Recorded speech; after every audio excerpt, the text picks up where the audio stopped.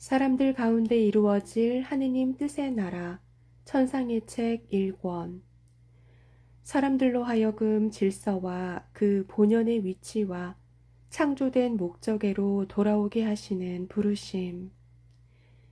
하느님 뜻의 작은 딸 루이사 피카레타 지음. 51장.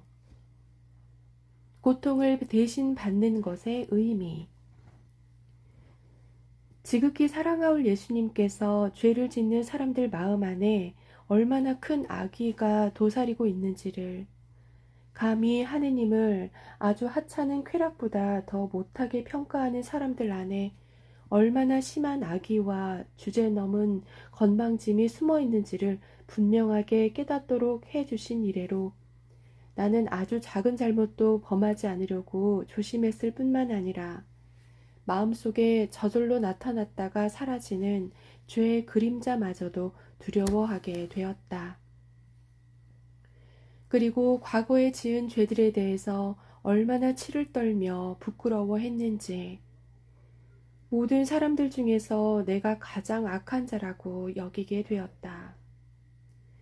따라서 그때부터 줄곧 예수님께서 나타나시기만 하면 더욱더 깊은 통해를 주시기를, 십자가에 못 박겠다고 하신 약속을 지켜주시기만을 간청하였다.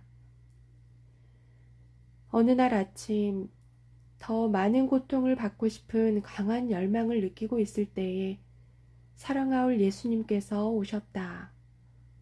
그리고 몸 밖으로 내 영혼을 끌어내셔서 한 사람을 보여주시려고 데려가셨다.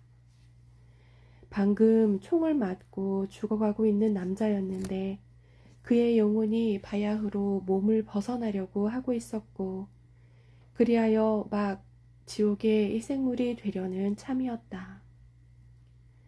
그 순간 예수님께서는 나를 당신 자신 안에 들어가게 하시어 그 영혼을 잃는 것이 당신 마음에 얼마나 고통스러운 상처를 내는지를 이해하게 해 주셨다.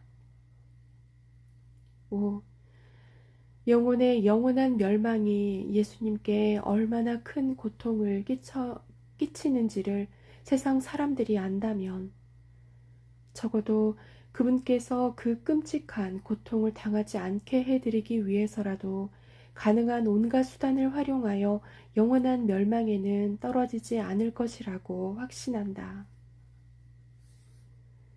그런데 총소리가 나는 곳에 예수님과 함께 있었을 때에 그분께서는 나를 더 가까이로 끌어당기시면서 내 귀에 대고 이렇게 속삭이셨다. 내 신부야, 이 영혼의 구원을 위하여 너 자신을 희생제물로 바쳐 그가 범한 중죄들 때문에 마땅히 받아야 할 고통을 대신 받지 않겠느냐? 이에 나는, 예수님, 그가 받아야 할 모든 고통을 기꺼이 떠안겠습니다. 하지만 당신께서 그의 영혼을 구원하시고 육신 생명도 되돌려 주겠다고 약속하신다면 그렇게 하겠습니다. 하고 말씀드렸다. 그러자 예수님께서는 나를 몸속으로 돌아오게 하셨는데 끔찍한 고통들을 얼마나 많이 겪었는지, 그러고도 어떻게 살아남았는지 아직도 모를 지경이다. 그 상태로 1시간도 더 지났을 때 예수님께서 고해사제를 보내셔서 순종에 의하여 나를 회복시키게 하셨다. 그러나 내가 너무 심한 고통에 시달리고 있었으므로 고해사제는 미처 나의 순종을 얻어낼 겨를이 없었다. 그는 내가 그토록 심한 고통을 겪은 원인이 무엇인지를 물었으므로 나는 좀 전에 보았던 일을 전부 이야기하였고 그 살인사건이 일어난 현장도 알려주었다. 사제는 내가 지적한 바로 그곳에서 살인사건이 일어났음을 확인하였고 그 사람은 이미 죽은 것으로 여겨지고 있다는 말도 덧붙였다. 나는 사제에게 예수님께서 그 사람의 영혼을 구원하실 뿐만 아니라 살아있게 해주겠다고 약속하셨으니 그럴 리가 없다고 말했다. 사실 이 일을 이루기 위하여 나는 그의 영이 몸을 떠나지 않도록 주님의 은총으로 힘껏 노력하지 않을 수 없었던 것이다. 그 후 누구나 죽은 줄로 여겼던 그 사람은 소생하여 조금씩 건강을 회복하고 있다는 소식이 들렸는데 그는 지금도 살아있다. 주님께서는 영원토록 찬미 받으소서.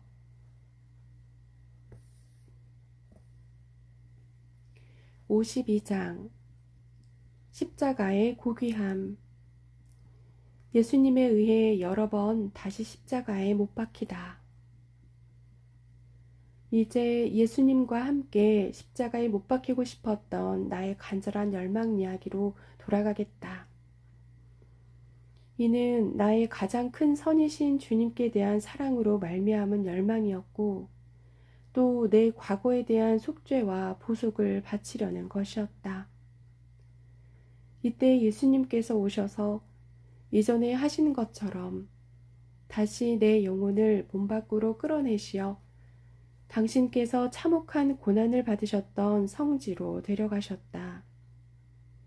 그분과 함께 성지를 돌아보고 있노라니 많은 십자가들이 눈에 띄었다. 그러자 사랑하올 예수님께서 이렇게 말씀하셨다. 내 신부야, 십자가 안에 지극히 값진 선이 있다는 것을 안다면, 그리고 이것이 영혼을 얼마나 고귀하게 만드는지를 안다면 누구든지 예외 없이 십자가를 갈망하게 될 것이다. 십자가를 소유하는 선을 지니고 있는 사람은 십자가와 아울러 값을 매길 수 없도록 귀한 보석을 얻기 때문이다. 너에게는 단지 이렇게 말하는 것으로 족하리라. 즉, 나는 하늘에서 땅으로 내려왔을 때에 재산이나 삶의 쾌락을 택하지 않았다. 그 대신 내가 가장 아끼며 가장 깊은 친교를 맺은 자매들은 바로 십자가와 가난과 치욕과 심한 고통이었다. 이들을 보면서 나는 순환과 십자가상 죽음의 때가 하루라도 빨리 오기를 언제나 열렬히 바라고 있었다. 거기에 영혼들의 구원이 달려있기 때문이었다. 예수님께서는 이 말씀을 하시면서 나로 하여금 당신께서 고난 중에 겪으신 모든 기쁨과 즐거움을 동시에 맛보게 해 주셨다. 그분의 말씀으로 내 마음은 고통받고 싶은 갈망과 매우 거룩한 감동과 열망으로 그야말로 뜨겁게 불타올라서 마치 서둘러 십자가에 못 박히신 그분을 닮게 된 것 같았고, 그래서 힘을 다하여 목청껏 그분께 간청하였다. 그렇습니다. 거룩한 정배시여, 저에게 고통을 주십시오.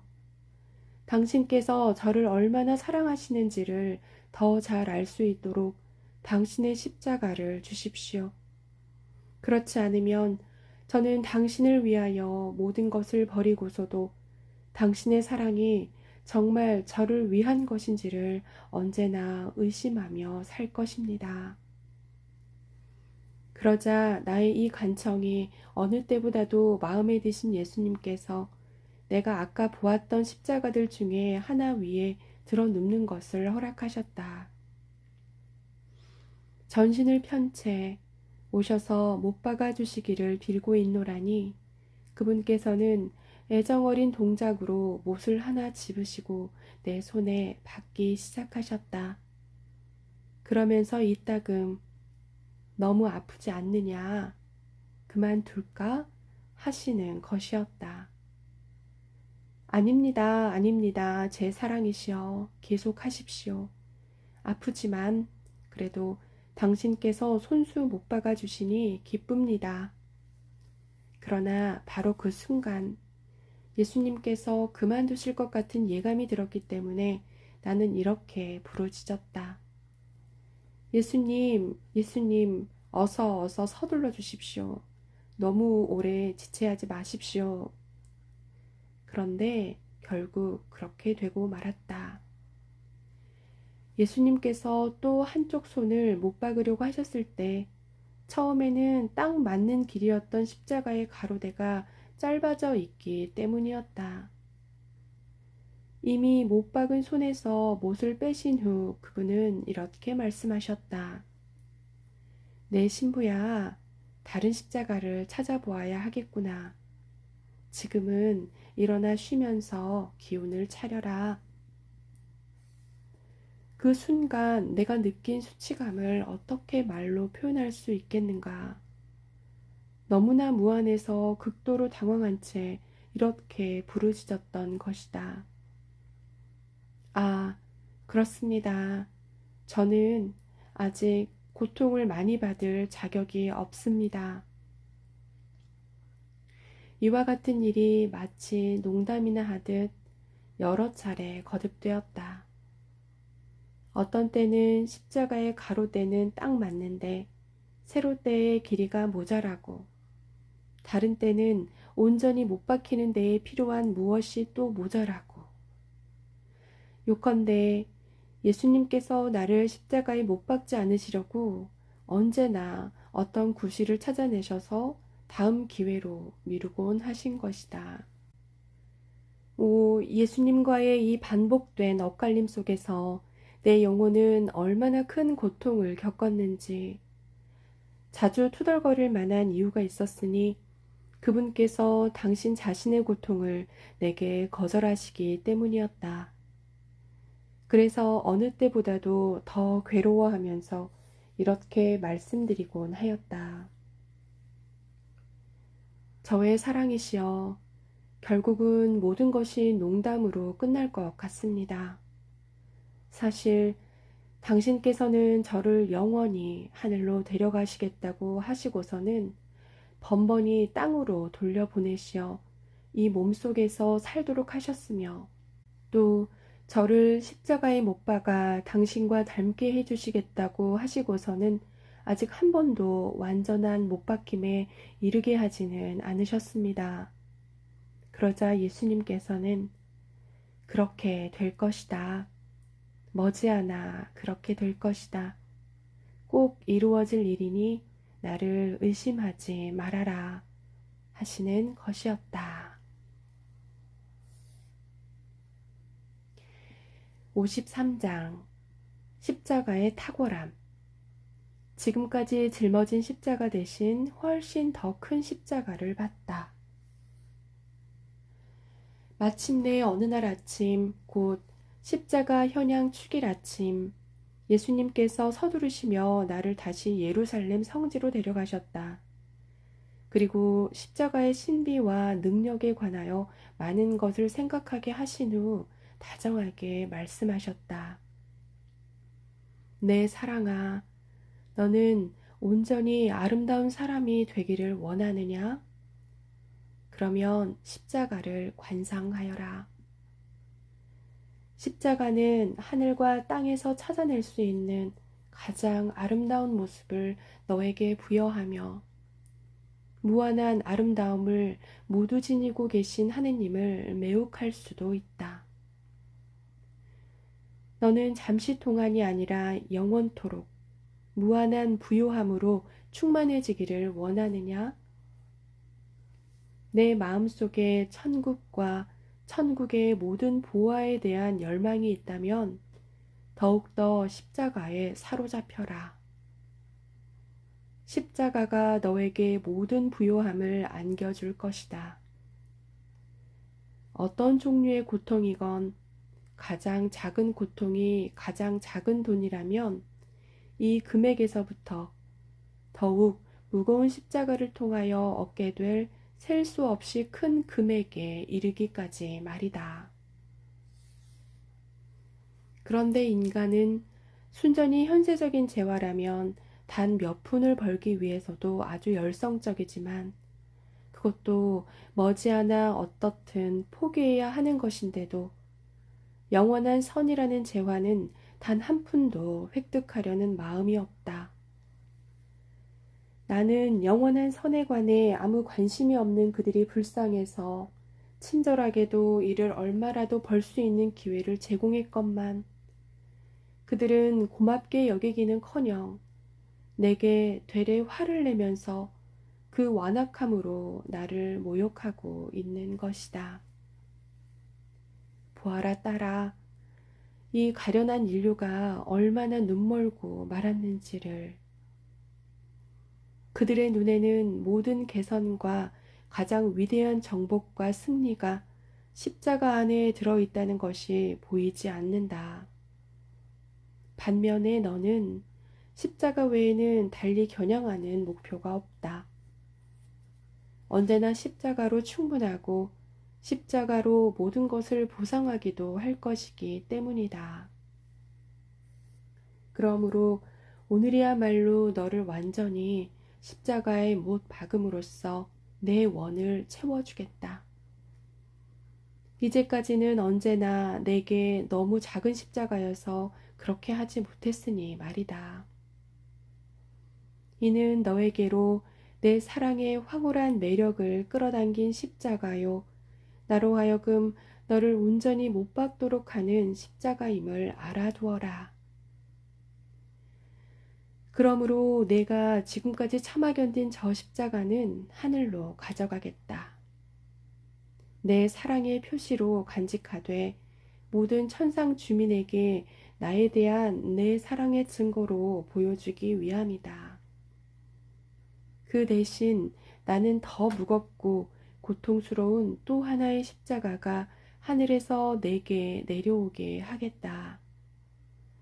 고통받고 싶어하는 너의 열망을 채워주고 너에 대해 내가 품고 있는 영원한 계획을 신속히 완성하기 위함이다. 예수님께서 이 말씀을 하신 후 전에 본 적이 있는 십자가가 내 앞에 나타났다. 한없는 기쁨으로 충만해진 나는 곧바로 그 십자가 쪽으로 가서 손으로 잡아 땅에 눕힌 다음 나 자신도 그 위에 누웠다. 이와 같이 십자가에 못 박힐 준비를 마치자 하늘이 열리고 복음사가 성 요한이 예수님께서 이미 말씀하신 십자가를 가지고 즉시 내려왔다. 그리고 여왕이신 어머니께서 수많은 천사들의 호위를 받으며 오셨고 천사들은 내가 누워 있었던 십자가에서 내 몸을 일으켜 성 요한이 가져온 더 큰 십자가 위로 옮겨 주었다. 내 마음에 새로이 타오르는 사랑의 불꽃이 십자가 고통을 겪고 싶은 열렬한 갈망을 불러일으켰지만 그럼에도 죽음의 싸늘한 냉기에 온몸이 오싹해지는 것이었다. 한편 예수님의 명을 받은 한 천사는 즉시 먼저 번 십자가를 하늘로 가져갔고 예수님께서는 그 지시를 내리신 다음 손수 나를 십자가에 못 박기 시작하셨다. 여왕이신 어머니께서 나를 도와주셨고 천사들과 성 요한은 이 일에 필요한 못과 다른 것들을 예수님께 드리려고 빙 둘러서 있었다. 온유하신 예수님께서는 나를 십자가에 못 박으시면서 크나큰 기쁨과 즐거움을 나타내 보이셨으므로 나는 한 번이 아니라 1000번이라도 못 박히고 싶었고 다른 고통들도 받음으로써 한층 더 큰 기쁨을 드리고 싶었다. 동시에 내가 보니 빛나는 대열을 이룬 온 천국 주민들이 나를 위하여 영광스럽게도 새 잔치를 벌이려는 것 같았다. 내가 예수님께 그러한 기쁨을 드렸고 연옥 영혼들에게는 해방과 천국 시민권을 풍성히 받게 했으며 죄인들로 하여금 저지른 악행들을 참회하게 하고 다른 많은 이들에게도 회개의 은혜를 가져다 주었기 때문이었다. 사랑하올 정배이신 예수님께서 십자가에 못 박히는 고통을 죄다 받고자 한 나의 선의를 통하여 그것이 가져오는 모든 선을 모든 이가 나누도록 하셨던 것이다. 이 모든 일이 끝나자 나는 말하자면 아픔과 말할 수 없는 고통이 기쁨과 뒤섞인 큰 바닷속에서 헤엄치고 있는 느낌이었다. 그때 여왕이신 어머니께서 예수님께 이렇게 말씀하셨다. 아들아, 오늘은 영광스러운 날이다. 그러니 이 딸과 함께 너의 모든 고통을 나누기 바란다. 이미 이룬 일들을 완성하기 위해서 창으로 심장도 찌르고 가시관도 새로 씌워주면 좋겠구나. 예수님께서는 당신 어머니의 말씀에 순종하시어 창을 손에 드시더니 내 심장을 찌르셨고 한편에선 천사들이 가시관을 집어들고 복되신 동정 성모님께 바쳤다. 성모님께서는 더할 수 없이 흐뭇해하시며 자상하게 그 관을 내 머리에 씌워주셨는데 나 역시 여간 만족스럽지 않았다. 이날이 내게는 얼마나 잊혀지지 않는 날이 되었는지, 과연 더할 나위 없는 지복과 고통의 날이요, 말로 닿을 수 없는 아픔과 기쁨의 날이었다고 할 수 있겠다. 나의 기쁨으로 말하자면 예수님께서 온종일 곁에 계시면서 내 약한 본성을 떠받쳐 주셨다고 말하는 것으로 족하리라. 사실 그분의 은총이 없었다면 그 극심한 아픔과 고통으로 숨이 끊어지고 말았을 것이다. 더욱 기쁘게도 예수님께서는 내 고통에 의해 천국으로 가게 된 모든 영혼들이 천사들과 함께 하늘에서 내려와서 내 침상을 애워싸고 그들의 천상 노래로 나를 즐겁게 해주도록 허락하셨다. 그들은 특히 이른바 환희의 찬가라는 노래를 불렀는데 이는 저 위 하늘에 계신 하느님께 감사하는 마음으로 부르는 것이어서 감사의 찬가라고도 하는 노래였다.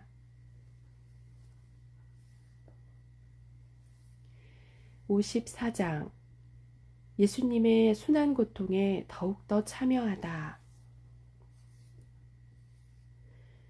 매우 당황스럽게도 그 극심한 고통은 대엿새 계속되다가 나날이 줄어들고 있었다. 이를 알아챈 내가 내 정배 예수님께 좀 더 연장해달라고 간절히 빌지 않았다면 그것은 완전히 사라지고 말았을 것이다. 그토록 고통을, 내게는 감미롭기까지 한 고통을 사랑하게 된 나는 어지신 예수님께 이 사실을 털어놓음과 동시에 이미 겪었던 것이지만 새로이 십자가에 못 박아 주시기를 간청하였다.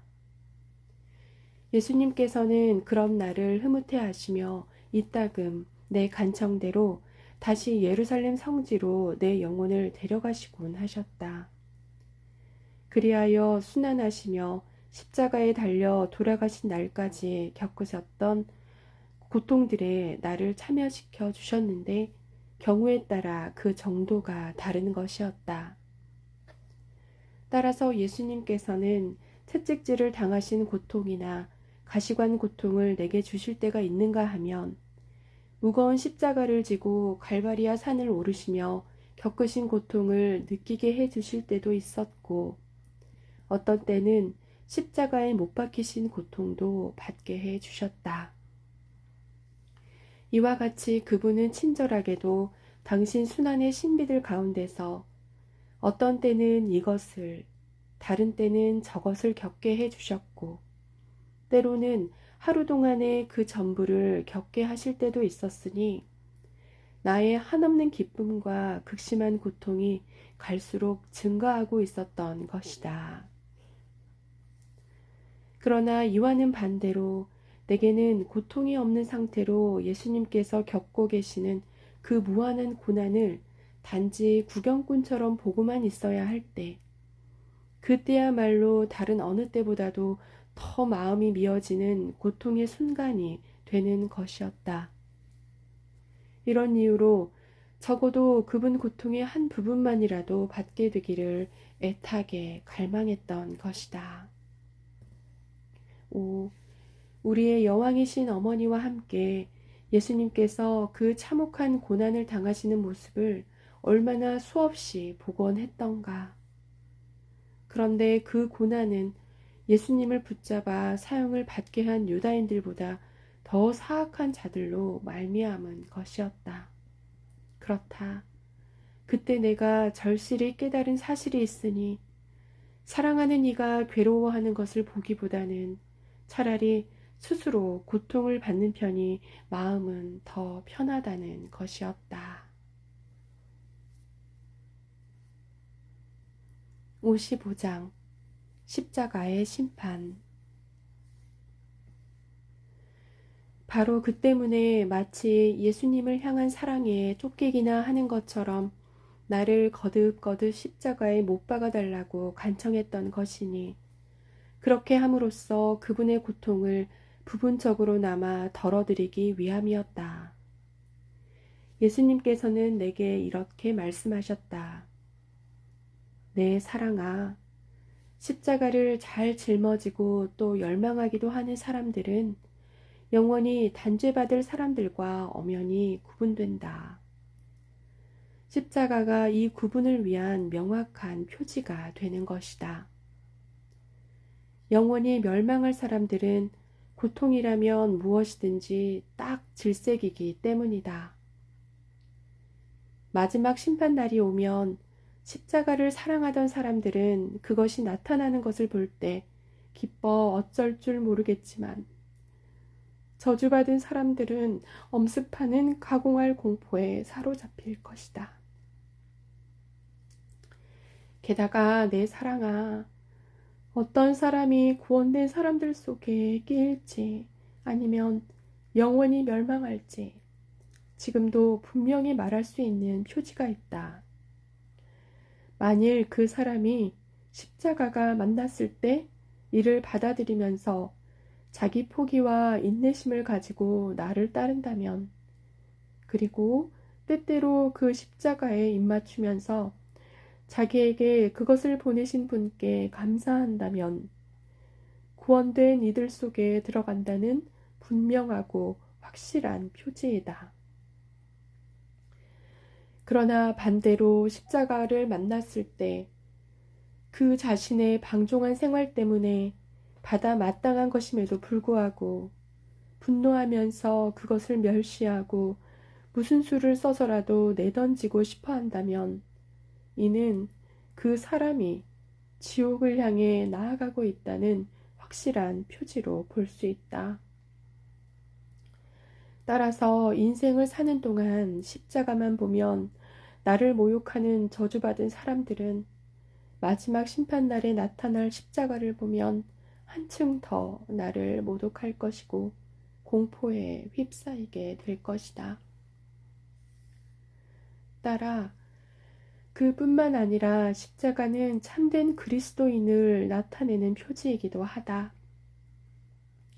십자가는 마치 열려있는 책과도 같아서 성인과 죄인을 그르침 없이 분명하게 구분하게 하고 완전한 자와 불완전한 자를, 열성적인 사람과 미지근한 사람을 구분하게 한다.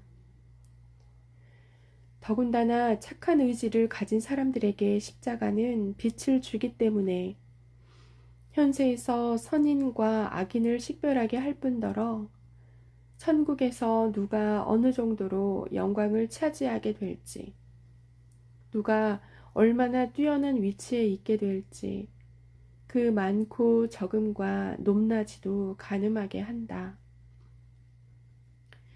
더욱이 십자가의 탁월함 앞에서는 다른 모든 덕행들이 순종적인 겸손과 경의를 표하게 된다.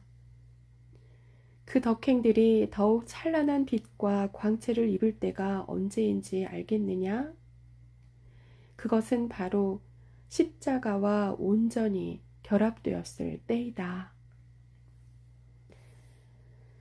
예수님께서 이 말씀으로 내 마음 안에 부어주신 십자가에 대한 사랑의 그 무수한 불꽃들을 어떻게 말로 다 표현할 수 있겠는가? 고통받고 싶은 열망에 얼마나 온통 사로잡혔는지 예수님께서 나를 십자가에 못 박는 일을 자주 새로이 해주시며 내 마음을 채워주시지 않았다면 나는 틀림없이 그 격렬한 사랑의 고통으로 순교하기에 이르렀을 것이다. 여기에서 덧붙일 점은 예수님께서 나를 다시 십자가에 못 박아 주실 때마다 그 후에 이렇게 말씀하셨다는 것이다. 내 마음의 사랑아, 너는 내 십자가의 고통이 풍기는 향기를 무척 열망하므로 내 영혼을 못 박아 모든 고통을 받게 하는 것으로 내 원을 만족시켜 줄 뿐만 아니라 너의 육신에도 내 피 흐르는 상처의 분명한 흔적을 박아주고 싶다. 내가 나를 얼마나 사랑하는지를 내가 모든 사람에게 드러내는 것을 그토록 꺼리지 않는다면 말이다. 이 은총을 얻기 위해서 내가 바쳐야 할 기도를 가르쳐 주고 싶다. 다음과 같이 하여라. 지극히 거룩하신 삼위 하느님의 옥좌 대전에서 예수 그리스도의 피에 젖은 채 저는 깊은 흠숭의 표시로 감히 꿇어 엎드려 있나이다. 예수님의 지극히 빛나는 덕행들과 그분 신성의 공로에 의지하여 간청하오니 항상 십자가에 달려있는 은총을 저에게 내려 주소서. 나는 외적으로 드러나는 것을 언제나 싫어했고 지금도 그렇지만 예수님께서 내 안에 십자가에 못 박혀 있기를 바라는 더 큰 열망을 부어주신 그 순간에는 그분께서 원하시는 대로 내 몸과 마음이 다 못 박히는 것에 감히 반대 의사를 표현할 수가 없었다. 그렇지만 그 직후에 자신의 열정 때문에 생각 없이 동의했다는 사실을 깨닫고 단호하게 예수님께 여쭈었다. 거룩한 정배시여, 겉으로는 어떤 표시도 나지 않게 해주십시오. 남의 눈에 뜨일 수 있는 것인데도 제가 미처 생각 없이 수락하고 말았지만 그것은 결코 제 뜻이 아니었습니다. 주님께서 아시다시피 저는 숨은 생활을 매우 좋아합니다. 비오니 다시 저를 십자가에 못 박고자 하시면 그 고통이 아무 휴식도 없는 지속적인 고통이 되게 해주십시오. 그것만이 제가 원하는 것입니다. 제게는 그것으로 충분합니다. 부디 외적인 표시는 나지 않게 해주십시오. 표시가 나면 저는 수치감 때문에 죽을 것만 같습니다. 이와 같이 어떤 표시가 밖으로 드러날지 모른다는 생각에 나는 마음이 괴로웠다. 특히 별 생각 없이 예수님의 뜻에 은연중에 동의한 셈이었으니 말이다. 이에 못지않은 또 한 가지 괴로움은 지난날의 죄에 대한 생각 때문이었고, 그래서 몇 번이나 예수님께 통회의 은혜와 용서의 은총을 내려주시기를 간청하였다.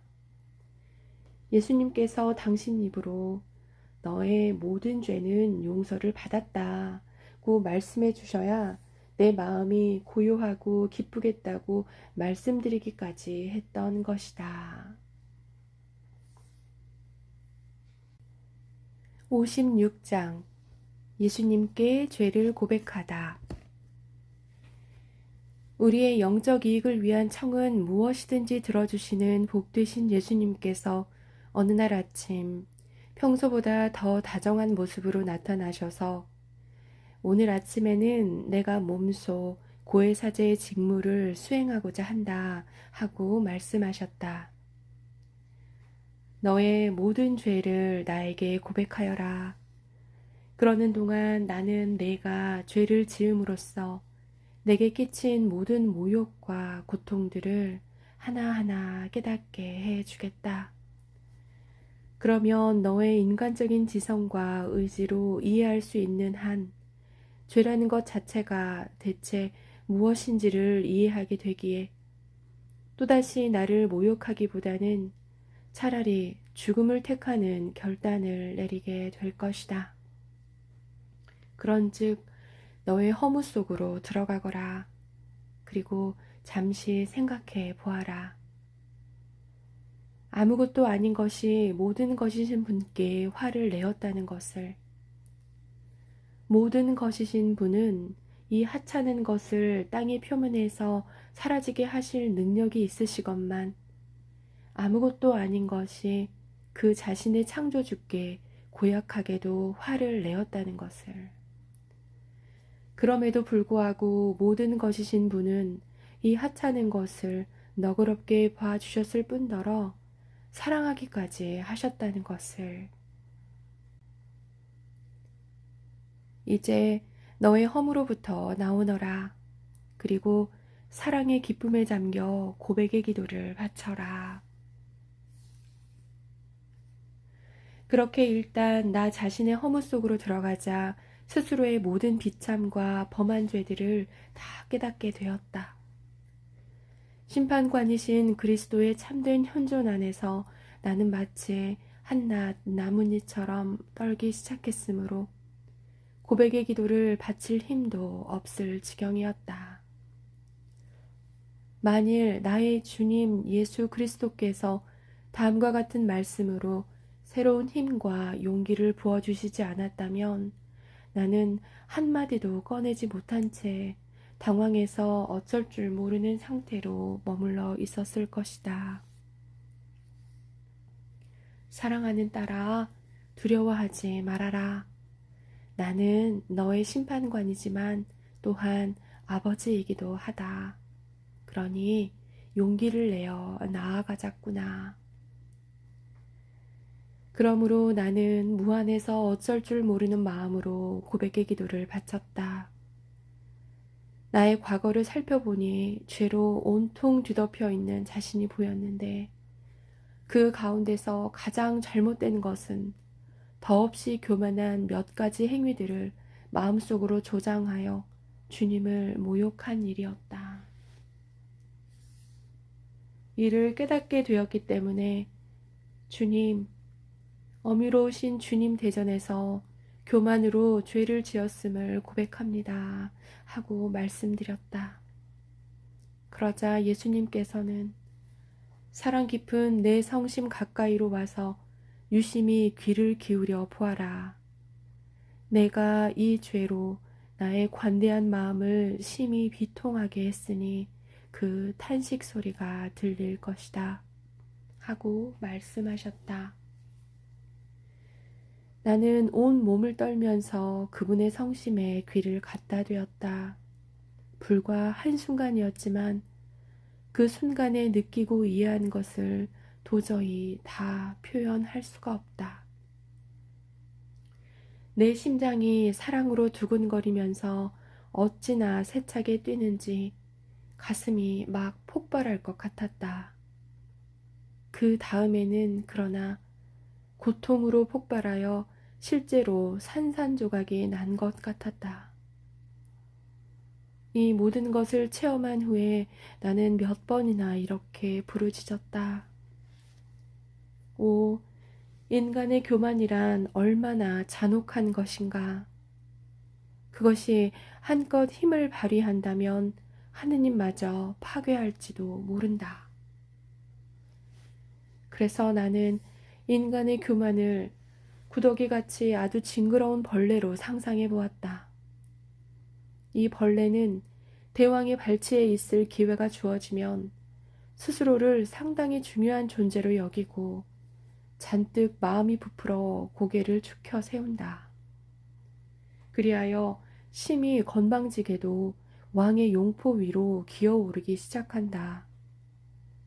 이윽고 왕의 머리에까지 올라가서 금관을 보고서는 그것을 빼앗아 제 머리에 쓰고자 하고 왕에게서 용포를 벗겨 왕좌에서 밀어내고자 하며 마침내 온갖 수단을 동원하여 왕의 목숨마저 빼앗고자 한다. 그러나 이 벌레는 그 자신이 어떤 자인지를 알지 못한다. 그러므로 교만으로 말미암아 분별이 없어져서 왕이 그 방자한 계획을 알아차리고 한쪽 발로 밟아 뭉개기만 하면 자기를 없앨 수 있다는 것을, 그러면 황금빛 꿈도 끝장이 나리라는 것을 생각하지 못하는 것이다. 그 꿈이 교만과 함께 머릿속을 달구는 바람에 지나치게 우쭐대던 끝에 자기만큼 교만하지 않은 자들의 조롱과 동정이나 불러일으키며 가장 악하고 배은망덕한 데다가 가장 건방지고 잘난 체한 벌레로 간주될 것이다. 그런데 거룩한 왕의 발치에서 내가 본 그 보잘것없는 징그러운 벌레는 다름 아닌 나 자신이었다. 주님을 모욕한 일이 너무나 죄송하고 마음 아팠으니 나의 교만 때문에 예수님께서 겪으신 극심한 고통을 실감했던 것이다. 그런 후 예수님께서는 나를 혼자 있게 하셨다. 나는 교만이라는 죄의 추함에 대하여 계속 생각하였는데 이는 내 마음속에 이루 말할 수 없도록 통렬한 아픔을 일으켰다. 그리고 예수님께서 말씀하신 것을 다 생각하고 나자 그분께서 돌아오셔서 고백을 계속하도록 해주셨다. 나는 전보다 더 떨면서 그분의 분명한 뜻을 거슬러 생각과 말로 지은 죄와 의무를 소홀히 한 죄를 고백하였다. 영적인 깊은 슬픔과 아픔을 느끼면서 모든 죄를 고백하는 동안 보잘것없는 인간인 내가 지극히 인자하신 하느님께 그토록 오만 불손하게 굴었다니 어안이 벙벙해질 지경이었다. 하느님께서는 그런 모욕을 당하신 순간에도 나를 도와주시고 지켜주시며 길러주셨던 것이다. 그분께서 나를 지겨워하시는 듯한 순간에도 그것은 오로지 죄에 대한 혐오였을 뿐, 죄인인 나에 대한 그분의 인자하심은 언제나 무한한 것이었다. 얼마나 한없이 인자하신지 하느님의 정의 앞에서 나의 무능과 나약을 드러내시면서 변호해 주실 정도였고, 그 무능과 나약 대신에 앞으로 더 잘 행동할 수 있도록 새로운 은총과 힘까지 얻어주셨던 것이다. 이는 마치 죄로 인하여 하느님과 내 영혼 사이에 세워진 분단의 장벽이 허물어진 느낌이었다. 오, 모든 사람이 하느님의 어지심과 죄의 추함을 안다면 당장이라도 땅의 표면에서 죄를 내쫓아 버리련마는, 그리고는 죄에 대한 격심한 통해에 사로잡혀 죽어버리거나 아니면 하느님의 한없는 지혜를 깨닫고 이 지혜의 바닷속에 뛰어들련마는, 이는 그들의 선익과 성화를 위하여 선정된 은총들이 끝없이 펼쳐지는 바다인 까닭이다. 죄에 대한 쓰디쓴 통해로 고백을 계속할 수 없는 나를 보신 예수님께서는 생각에 열중하게 하시려고 나를 혼자 두고 가버리셨다. 나는 죄가 초래하는 악에 관해서 생각하였고 하느님의 정의 앞에서 나를 변호해 주심으로써 새로운 은총을 얻게 해주신 그분의 어지심에 관해서 한층 더 깊이 생각에 잠겼다. 그로부터 한참 시간이 흐른 후에 예수님께서 돌아오셔서 내 고백을 계속 들어주셨는데 때때로 중단되기도 했으므로 7시간쯤 지난 후에야 끝마칠 수 있었다. 지극히 사랑하올 예수님께서는 내 고백이 끝나자 심판관의 모습을 거두시고 다시 사랑 깊은 아버지의 모습을 취하셨다. 나는 하느님을 모욕한 데 대한 비탄으로 쇠약해져서 거의 혼절할 지경이 되었기 때문에, 또 내가 아무리 통회해도 부족하다는 것을 깨닫고 더욱 힘이 빠져 있었기 때문에 예수님께서 용기를 북돋아 주시며 이렇게 말씀하셨다. 내가 몸소 부족한 부분을 보충해 주겠다. 겟세마니 동산에서의 내 비탄의 공로를 너의 영혼에 입혀주마. 이렇게 해야 비로소 내가 모욕한 하느님의 정의를 보상할 수 있는 것이다. 예수님께서 그렇게 해주시니 내 죄의 용서를 받을 준비가 더 잘 된 것 같은 생각이 들었다. 그래서 그분의 발치에 엎드려 송구한 마음으로 여쭈었다.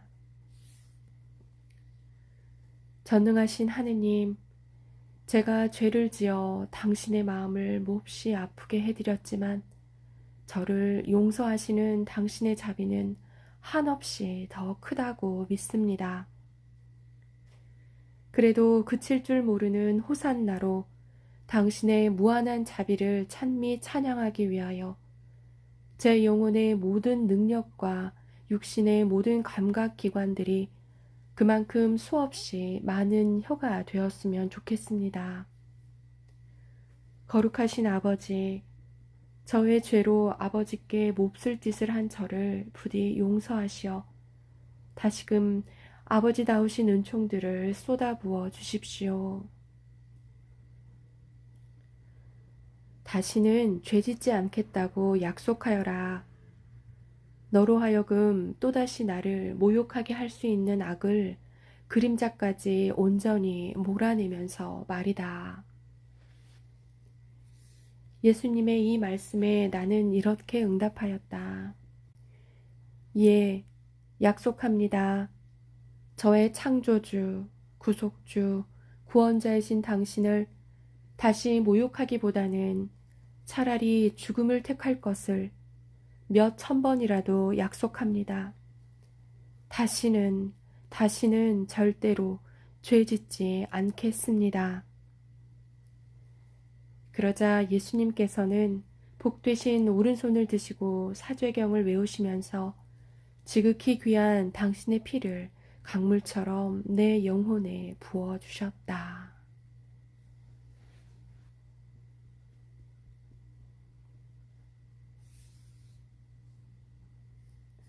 57장 예수님께 거듭 죄를 고백하는 은총과 그 효과. 예수님께서 사죄경을 외우시면서 당신의 보혈로 내 영혼을 씻어주신 뒤에 나는 마치 새로운 삶에 태어난 것 같았고 평소보다 더욱 풍성한 은총에 잠겨 있는 것 같았다. 이것이 내 안에 결코 잊을 수 없는 강한 인상을 남겼으니 그 일을 다시 생각할 때마다 우선 유별난 기쁨이 솟고 다음에는 주님께서 주신 은혜가 내 안에 반향하면서 온 몸이 떨리는 것이었다. 이는 지금도 줄곧 머릿속을 차지하고 있는 기억이어서 아주 작은 일까지 마치 방금 일어난 일인 것처럼 생생하게 떠오르곤 한다. 이 충만한 기억은 가장 사소한 것까지도 나를 깊은 잠심 속에 들어가게 한다.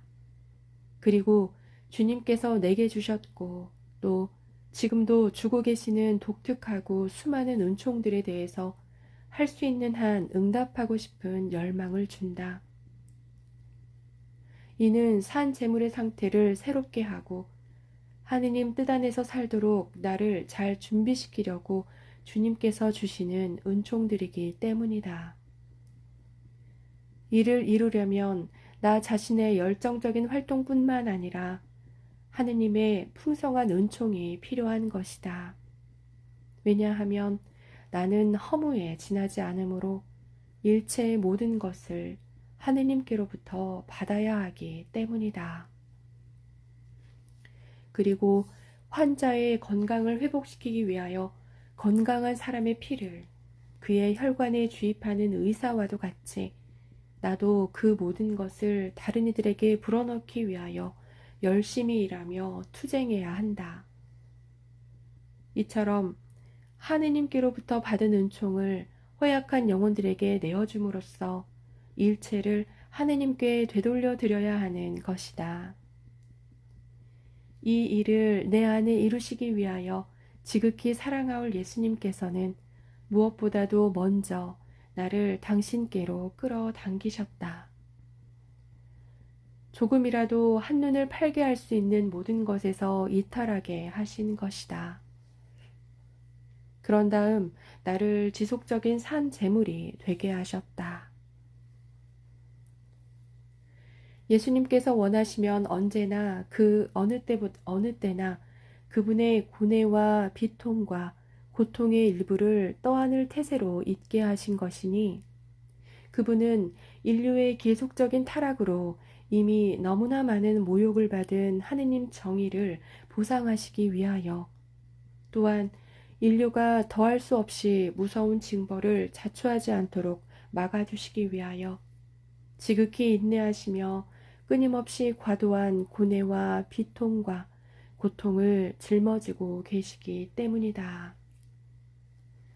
그리고 그분께서는 나의 기력을 회복시켜 주시려고 독특한 은총들을 베푸셨다. 그 가운데 위에서 말한 용서의 은총도 포함되거니와 이 은총을 여러 번 내려주신 것이다.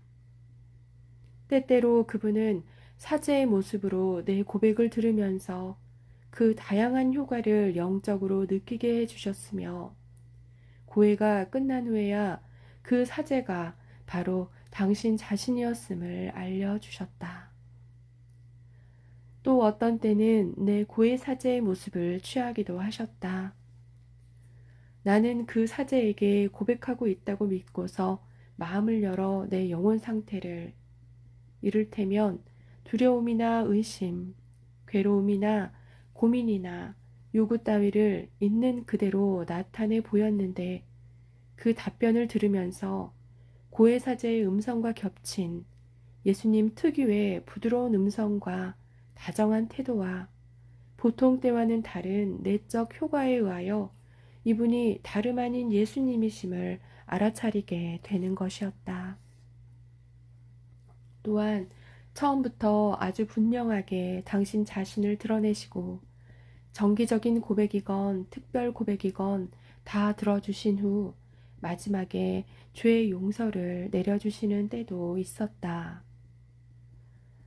어쨌든 예수님과 나 사이에 일어난 모든 일을 다 이야기해야 한다면 시간이 너무 오래 걸릴 뿐더러 지어낸 것으로 여겨질지 모른다. 그러므로 이보다는 알아듣기 쉬운 다른 이야기들로 넘어가겠다.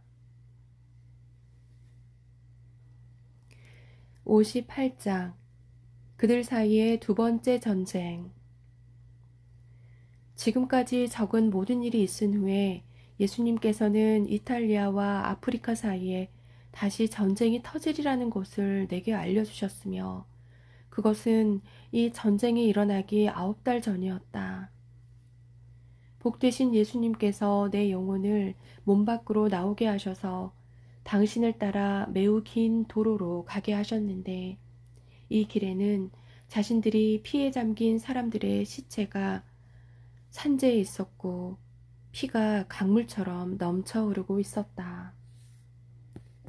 예수님께서 이 광경을 보여주셨을 때에 나는 어째서 그 시체들이 땅속에 묻히지도 못한 채 온갖 궂은 날씨 아래 육식 동물들의 먹이가 되도록 그렇게 버려져 있는지 소름이 끼쳤다.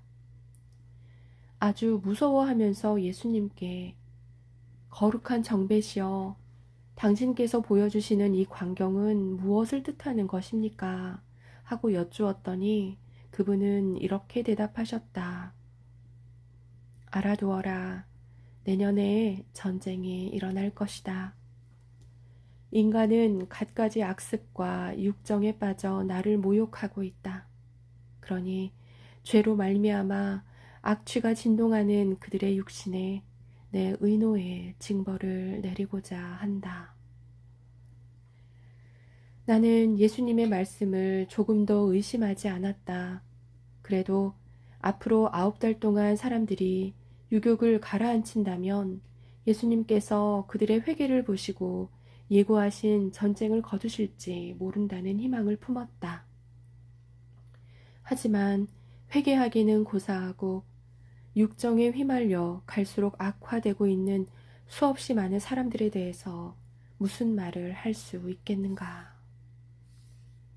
따라서 인자하신 예수님께서 허락하신 시험 기간이 끝나자 전쟁이 일어나리라는 소문이 돌더니 이탈리아와 아프리카가 양쪽 다 큰 손실을 내면서 격전을 벌이고 있다는 소식이 잇따라 들려왔다. 그래서 나는 어지신 예수님께 평소보다 더 자주 나 자신을 봉헌하였다.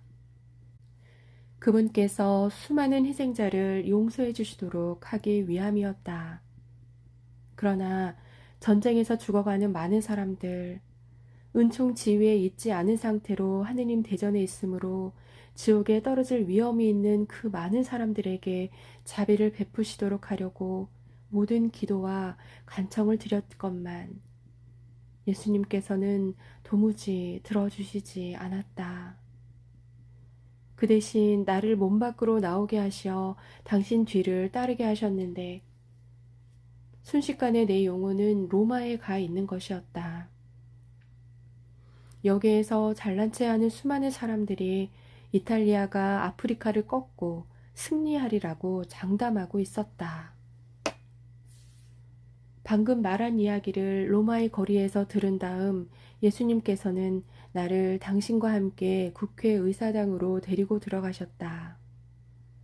국회의원들이 대망의 승리를 확보하기 위하여 어떻게 전쟁을 치를 것인가에 대해서 광신적이고 방자하고 젠체하는 말투로 열띤 토론을 벌이고 있었는데 그런 말들을 듣고 있자니 불쌍한 생각마저 들 지경이었다.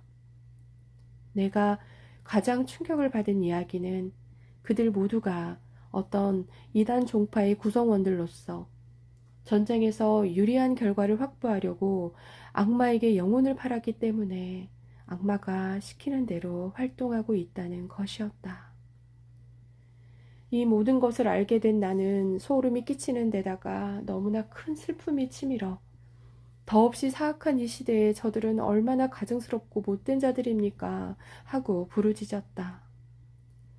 그들은 사탄 나라의 지배를 받고 있는 것 같았으니 하느님께 신뢰를 두고 이 상황에 요구되는 적절한 조처를 취하려 들지 않고 악마를 믿으며 확실한 승리도 악마에게서 오리라고 기대하고 있었기 때문이다.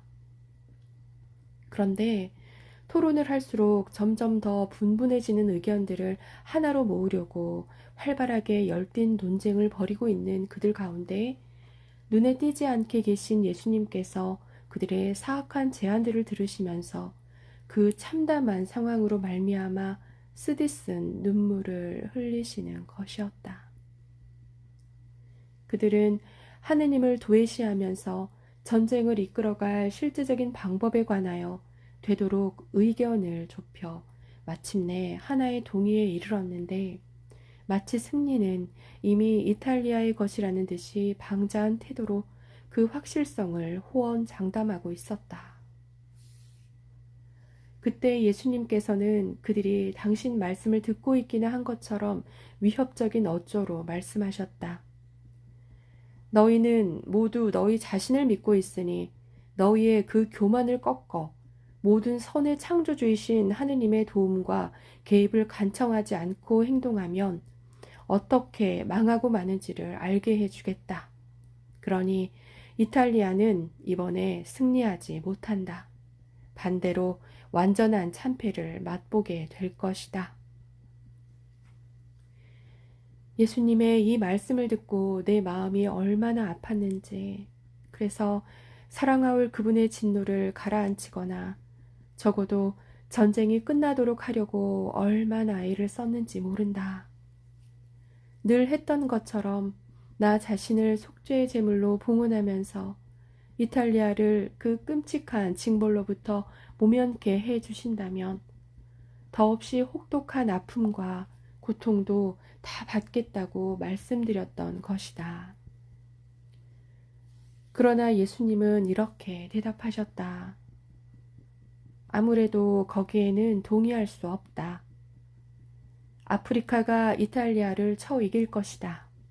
단 승자가 될 아프리카가 이탈리아 영토 안으로 침공하여 전쟁을 계속하는 일만은 없도록 해주마. 신앙을 상실한 이탈리아는 하느님이 아니라 악마를 신뢰하면서 방종한 생활을 해왔으니 그것이 받아 마땅한 징벌이지만 말이다. 나는 고해사제의 뜻에 순종하기 위하여 이 모든 이야기를 다른 내용들과 함께 알렸지만 그는 이렇게 답할 뿐이었다. 내 생각에는 이탈리아가 아프리카에 패할 것 같진 않소. 이탈리아는 각종 공격용 무기와 방어용 무기를 보유하고 있을 만큼 기술이 진보해 있으니 말이오. 반면에 문명이 발달하지 않은 아프리카는 전쟁을 치를 수 있는 무기의 절대수 자체가 부족하므로 승리는 당연히 우리에게 돌아올 것이오. 그러나 불행히도 전쟁의 결과가 예수님께서 내게 확실히 말씀해 주신 대로 돌아갔음을 확인한 고해사제는 내게 이 말을 덧붙였다. 하느님께로부터 나오지 않은 의견이나 조심성이나 힘이라는 것은 아무런 가치가 없는 것인가 보오. 59장 예수님께서 당신 원의를 드러내시려고 쓰신 방법들. 이상이 16살 무렵부터 지금까지 내게 일어난 주된 일들이니 예수님께서 당신 원의를 드러내시고자 하실 때 내게 어떤 방식을 쓰셨는지에 관해서도 서술하라는 고해사제의 명령이 없었다면 이 이야기는 앞장에서 벌써 끝났을 터이다. 하지만 언제나 순명해야 하므로 좀 더 글을 쓰지 않을 수 없다. 무엇보다도 먼저 이야기해야 할 것은 예수님께서는 여러 가지 방법으로 내게 말씀하셨다는 점이다. 여기서는 정작 말씀은 한마디도 하시지 않는 방법도 포함된다. 그러므로 나는 이를 4가지 유형으로 분류하여 서술해 보려고 한다. 첫째 방법. 예수님께서 당신 원의를 알아듣게 하시려고 내게 쓰신 첫째 방법은 영혼으로 하여금 몸을 떠나게 하실 때 일어났다. 이는 한순간에 일어나거나 나 자신도 모르게 서서히 일어나기도 하는 현상이었는데 먼저 번 경우에는 영혼이 말하자면 번갯불이 번쩍이듯이 순식간에 몸을 떠나는 것이었다. 하도 빨리 떠나는 바람에 몸이 영혼을 따라오기라도 하는 것처럼 벌떡 일으켜졌다가 뒤에 시체처럼 남아있는 것이다. 그 사이 영혼은 예수님을 따라서 땅과 바다와 산과 하늘과 심지어 연옥과 하느님의 영원한 거처에 이르기까지 온 우주를 돌아다니는데 언제나 예수님께서 가시는 방향으로 따라간다. 나중 경우에는 영혼이 몸을 떠나는 모양이 앞의 경우보다 은근한 편이다. 사실 몸은 예수님 앞에서 부지중에 잠이 드는 것 같고 영혼은 예수님께서 출발하시면 가시는 곳이 어디든지 따라가는 것이다. 먼저 번 경우건 나중 경우건 몸이 돌덩이처럼 굳어버리기 때문에 외적 자극에 반응하지 않는다. 설사 온 세상이 뒤집힌다 해도 또는 손발이 찔리거나 살이 타거나 조각조각 잘린다 해도 아무 감각이 없는 것이다. 이 두 경우 모두 예수님께서 나를 아주 먼 곳에 데려가셔서 내 몸으로부터 그만큼 멀리 떨어져 있었을 때에도 그 지점에서 고해사제가 나를 회복시키려고 집 쪽으로 가고 있는 모습을 볼 수 있었다. 그러면 고해사제에게 완전히 순종하기를 원하시는 예수님의 명령에 따라 땅 극변이나 연옥이나 천국이나 그 어디에 있었건 눈 깜짝할 사이에 내 몸속으로 다시 돌아와 있음을 알게 되는 것이었다. 그럼에도 초기에는 고해사제가 내게 원상태로 돌아오라고 명령할 때에 맞춰 몸속으로 돌아오지 못할까봐 걱정하고 괴로워하면서 애써 서두르곤 하였다.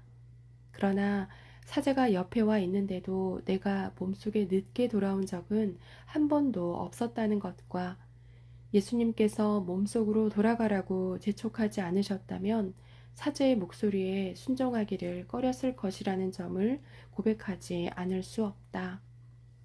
왜냐하면 사제의 명령에 순종하기 위하여 달려가는 것은 나의 가장 큰 선이신 예수님과 헤어져야 하는 문제였기 때문이다. 그러므로 그분께 작별 인사를 올리면서 이렇게 말씀드리곤 했던 것이다. 순명이 저를 부르고 있으니 신부님에게로 가겠습니다. 그렇지만 제 사랑이시여, 신부님이 가시자마자 곧 돌아오십시오. 비오니 너무 오래 기다리게 하시지 마십시오. 이 두 경우 예수님께서는 당신 뜻이나 생각을 알려주시려고 내게 말씀을 하실 필요가 없다. 나의 지성을 비추는 빛을 주시어 나로 하여금 그분께서 이 지성 안에 새겨주시고자 하시는 모든 것을 즉시 깨닫게 하시기 때문이다. 오, 이와 같이 우리가 함께 있을 때면 서로 얼마나 잘 통하는 사이가 되는지 모른다. 예수님께서 영혼과 의사소통을 하시려고 쓰시는 이 지성적인 방법은 그 소요 시간이 대단히 짧다. 사람이 평생토록 온갖 책을 읽음으로써 알게 되는 것보다 더 많고 더 고상한 것들을 한순간에 알게 된다고 할 만한 것이다. 게다가 이는 너무나 고상하고 지고한 것들이어서 인간의 지성으로는 영혼이 단 한순간에 깨닫게 된 그 모든 것에 대한 인상을 도저히 말로 옮길 수 없는 것이다. 오, 예수님은 얼마나 슬기롭고 기묘한 스승이신지. 다른 사람이라면 오랜 세월에 걸쳐 가르친 후에도 알아듣게 할 수 없을 많은 것들을 눈 깜짝할 사이에 깨닫게 해주시니 말이다. 하기야 이 세상의 선생은 그의 모든 지식을 설명할 능력이 없을 뿐더러 학생의 주의를 집중적으로 끌어당기거나 지칠 줄 모르고 남의 머릿속에 지식을 불어넣을 능력도 없다. 이와는 반대로 예수님께서는 너무나 감미롭고 다정하고 부드럽게 말씀하시므로 영혼이 그분을 감지하게 되면 마음이 끌려 되도록 빨리 따라가지 않을 수 없게 된다.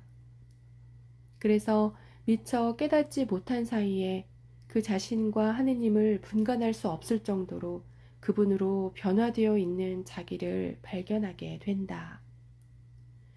이 변화의 순간에 영혼이 알게 되는 바를 어떻게 말로 표현할 수 있겠는가?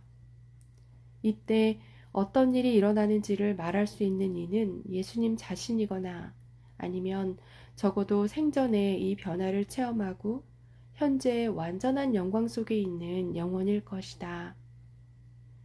죽어야 할 운명을 지닌 이 육신에 갇혀있는 사람으로서는 이에 대하여 무슨 말을 해보려고 해도 자기에게 전달된 대로 묘사하는 것이 불가능하다는 것을 알게 될 뿐이니 말이다.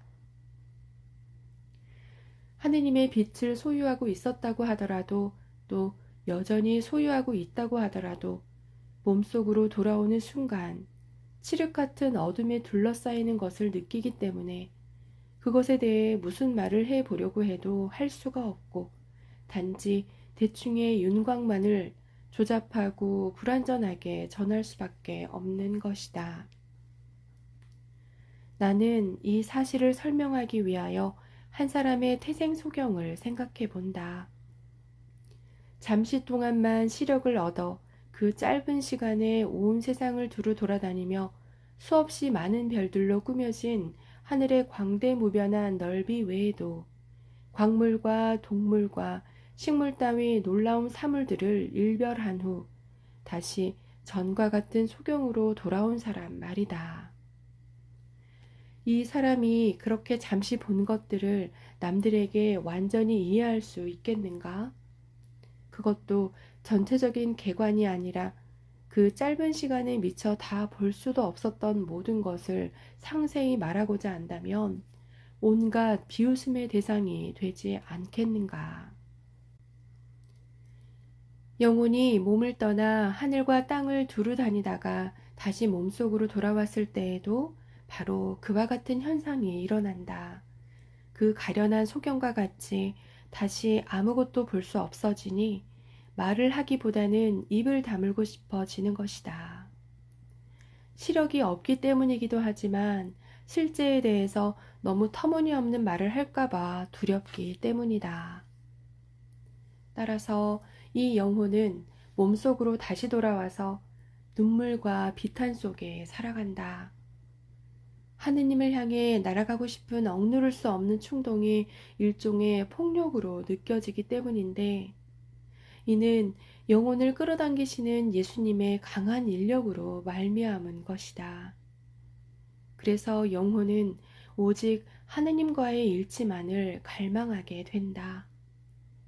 그리고 그 자신의 능력을 능가하는 것들과 실제로 시력을 잃어버린 사람의 처지보다 더 불행한 현재의 처지로서는 말할 수 없는 것들에 대해서 지리멸렬하게 늘어놓지 않기를 바라게 된다.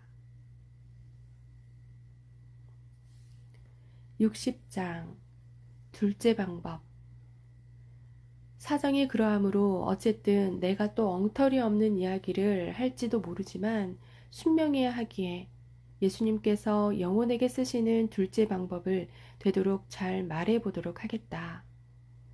이는 영혼이 몸속에 있으면서 밖에 계시는 예수님을 어떤 때는 아기 예수님, 다른 때는 청년 예수님, 혹은 십자가에 달리신 예수님 등의 모습으로 뵙게 되는 것이다. 그리고 여느 사람들처럼 예수님께서 입으로 말씀하시고 사람은 귀로 이 말씀을 들으면서 응답하기 때문에 때때로 두 사람이 서로 대화를 나누는 것 같은 현상이 일어난다. 그러나 예수님의 말씀은 매우 절제된 것이어서 대여섯 마디거나 심지어 단 한마디밖에 하지 않으신다. 좀처럼 길게 말씀하시지 않는 것이다. 하지만 그 짧은 말씀으로 얼마나 큰 빛을 영혼 안에 쏟아 넣어 주시는지. 예수님의 말씀 속에서 나는 작은 시내가 점점 더 커져서 끝없는 바다가 되는 것을 보는 것 같다. 단 한마디의 말씀도 엄청나게 큰 빛을 내 안에 가져왔으므로 내 영혼은 마치 이 진리의 빛 안에 빨려 들어가는 것 같았고 이윽고 그 빛을 자기의 것으로 만드는 것이었다. 만일 세상에 안다는 사람들이 예수님의 말씀을 단 한마디라도 듣는다면 틀림없이 모두 놀라서 어리둥절해진 채 어떻게 응답해야 할지를 몰라 입을 다물고 말 것이다. 이 둘째 방법을 통하여 예수님께서는 영혼의 지성 정도에 적합한 언어를 사용하시므로 당신의 진리를 더 쉽게 드러내어 주신다고 생각된다. 이를 다른 사람들에게 전하기 위하여 언어 자체의 뜻을 알려고 애쓸 필요가 없고 예수님께서 쓰신 언어를 그대로 사용하면 되기 때문이다. 그러나 이 진리를 오로지 지성적인 전달 방법을 통하여 깨닫게 된 영혼은 그것을 자신의 말로 표현할 수가 없기 때문에 다른 사람들에게 전달하는 것에 큰 곤란을 느끼게 된다. 이런 이유로 예수님께서는 우리의 인간 본성에 맞추어 언어를 사용하시고 그것도 각 영혼의 능력과 그가 쓰는 언어에 따라 말씀하시는 것이다. 그렇게 하시지 않으면 거듭 말하거니와 잘못 말할까봐 두려워서 남들에게 입을 열지 않게 될 것이다. 요컨대 예수님은 모든 지식을 지고한 단계에까지 온통 지니고 계신 더없이 지성적이고 지혜로운 스승이시니 가르침을 주고자 하실 경우 제자가 알고 또 쓰고 있는 언어를 사용하신다. 그렇지 않으면 제자가 그 지식을 정확하게 배울 수 없을 것이다. 혹은 스승이 제자에게 주고자 하는 지식을 가르치기 전에 우선 말부터 가르쳐야 할 것이다. 그런즉 예수님은 얼마나 좋으신 분인가.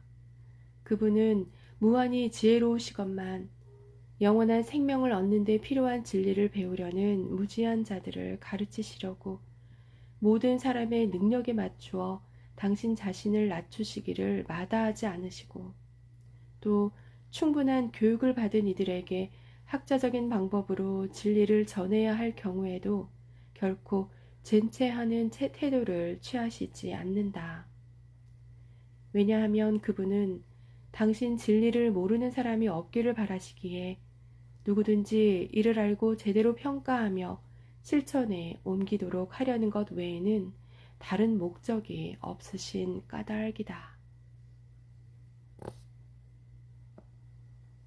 61장 셋째 방법. 예수님께서 당신 진리를 알게 하시려고 쓰시는 셋째 방법은 영혼을 당신 자신의 본질에 참여시키시는 것으로 이루어진다. 이는 무에서 세상을 창조하셨을 때 하느님께서 행하셨던 것과 같은 일이 일어나는 것으로 생각된다. 하느님의 단 한마디 말씀으로 만물이 존재하게 되었고 또 하나의 전능하신 말씀에 의하여 모든 조물이 그분께서 영원으로부터 미리 정하신 대로 질서롭게 자리를 잡게 된 것과 같이 예수님께서 영원한 생명의 말씀을 주시는 영혼에게도 같은 일이 일어난다는 것이다.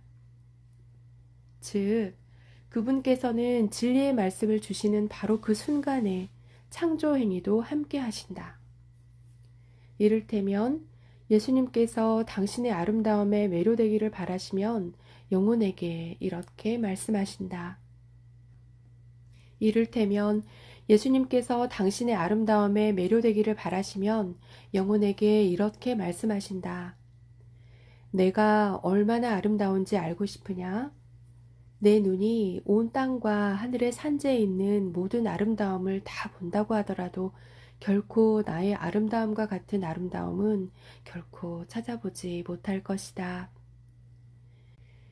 예수님의 이 말씀을 들은 영혼은 어떤 신적인 것이 자기 안에 흘러드는 것을 느끼고 모든 아름다움을 뛰어넘는 아름다움이신 예수님께로 마음이 끌리기 때문에 거기에 바짝 달라붙어 있기를 원한다. 동시에 이 세상의 아름다운 것들에 대해서는 조금도 매력을 느끼지 않게 된다. 그것이 얼마나 아름답고 소중하건 예수님의 아름다움에 비하면 무한한 차이가 있음을 느끼기 때문이다. 그래서 영혼은 이 아름다움에 자신을 내맡기고 이 아름다움으로 변화되며 언제나 그것을 생각하게 된다. 또한 자기 안에 온통 스며든 이 아름다움과 사랑에 빠지는 깊은 감동 속에 있기 때문에 그것에 대해서 끊임없이 자꾸 말하고 싶어 한다. 그리하여 주님께서 기적으로 지탱해 주시지 않으면 계속 살아갈 수도 없을 정도가 된다. 예수님의 아름다움을 보면 순수한 사랑이 불타올라 가슴이 폭발할 것이고 그 아름다움을 즐기려고 그분을 따라 천국으로 날아오를 것이기 때문이다. 나는 예수님의 아름다움이 내뿜는 모든 매력과 함께 이 모든 감정을 체험하였다. 그런데도 여전히 어떻게 말해야 할지를 모르고 있으니 방금 말한 것 역시 또 터무니없는 것이 되었을지도 모른다. 하기야 그럼에도 불구하고 그 초자연적인 인상만은 내 안에 남아있음을 부인할 수 없다. 그래서 이렇게 말할 수 있는 것이다. 즉, 사랑하올 예수님의 아름다움 앞에서는 이 세상의 모든 아름다움이 태양 앞에서 사라지는 별들처럼 사라지고 만다는 것이다. 그러므로 예수님께서는 나로 하여금 피조물의 아름다움을 하찮은 놀이개로 여기게 하는 것이다. 예수님의 아름다움에 관해서 이제까지 한 말은 그분의 순결, 사랑, 선성, 단순 및 다른 모든 덕에 대해서, 그리고 하느님다우신 모든 속성들에 대해서도 똑같이 혹은 그 이상으로 말할 수 있을 것이다. 그분께서 영혼에게 말씀하실 때면 그런 덕에 전달 가능한 부분뿐만 아니라 당신 신성의 무한한 속성들도 그 영혼 안에 들어오게 하시기 때문이다. 어느 날 예수님께서는 내가 얼마나 순결한지 보아라. 너도 이처럼 순결하기 바란다. 하고 말씀하셨다. 예수님의 지극히 거룩한 순결의 티없는 광채가 동반되는 이 말씀을 듣자 마치 그분의 순결이 온전히 내 안에 들어오는 것 같은 느낌이 들었으므로 그 이후부터는 그분의 향기에 취하여 육신이 없는 사람처럼 살기 시작했다. 그분의 그 그윽하고 감미로운 향기를 맡으며 잠이 들어 영적으로 천국의 그분 향기를 따라다니다가 그 향기를 실은 상쾌한 바람결에 잠이 깨는 것이었다. 영혼에 생명을 주는 순결과 그 능력을 나누어 가지게 된 나의 몸 역시 감각기관의 절제로 하여 매우 단순해졌다. 그때부터 불순한 것에 대한 구토증이 자리를 잡게 되었으므로 깨끗하지 못한 어떤 것을 멀리서 느끼기만 해도 위장이 본능적으로 반항하면서 심한 경련을 일으키는 것이었다. 끝으로 하느님께로부터 순결에 대한 말씀을 들은 영혼은 그 순결로 변화되기에 이제는 그 자신으로 사는 것이 아니라 예수님 안에서 살며 활동하게 된다.